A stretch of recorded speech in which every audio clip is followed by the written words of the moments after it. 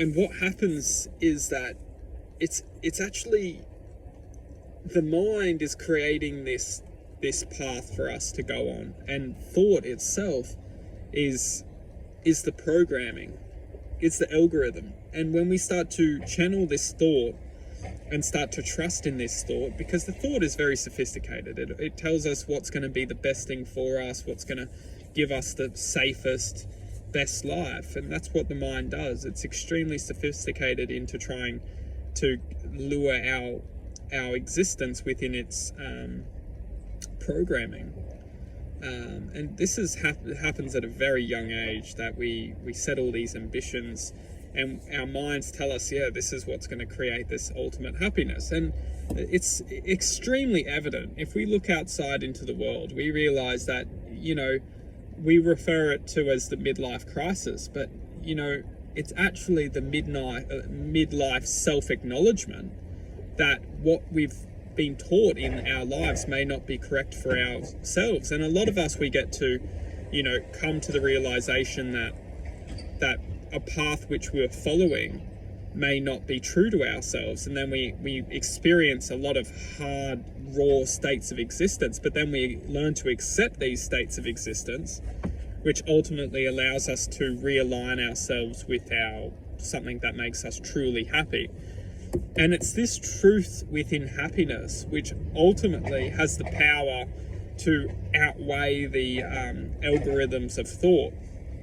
Because, and we sometimes can't accept this reality until we truly feel it. So it's easy for me to say it, but we'll only accept it when we truly feel the reality of truth. And that truth is, only us as individuals can feel truth in its expression of acknowledgement.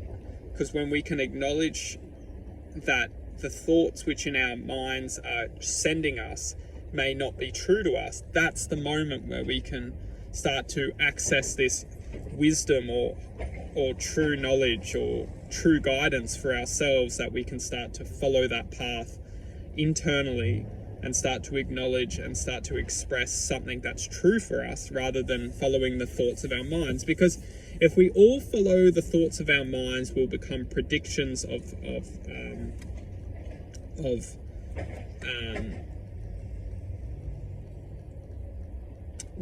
this is the thing, and nothing's negative, but when we become predictions, we enter a loop. We enter a loop system of the mind, where the mind tells us to do something, we go and do it, and then we just literally just become like interlaying systems of the mind telling us to do something and we doing it.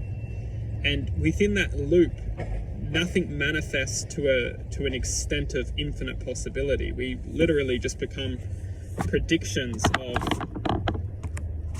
of the mind, which lacks in creativity, it lacks in promotion of self-development, it lacks in moral justice, it lacks in integrity, because it's literally just the mind telling us to do something and we just saying okay. And it's doing this via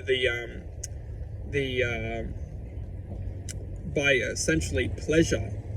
It gives us something that makes us feel something, so we do it, and then it uses the same control mechanism to keep us addicted to these pleasures, because when we stop doing it, we want to feel something again, so then it generates another pleasure, and we just go from these highs and lows, ups and downs. There's never a consistent, stable, expressing like connection, which we all crave. We're all craving for this steady connection to contentment. And the mind will never generate this steady connection to contentment, because it wants to control our existence. It wants to control our divine connection, which will ultimately give us that steady connection. We'll wrap this up into a part 3. But that's the truth of it, is that this life wants to create this disconnection, so it can create this false connection to contentment, which it will never generate the true, steady, consistent existence of our true nature.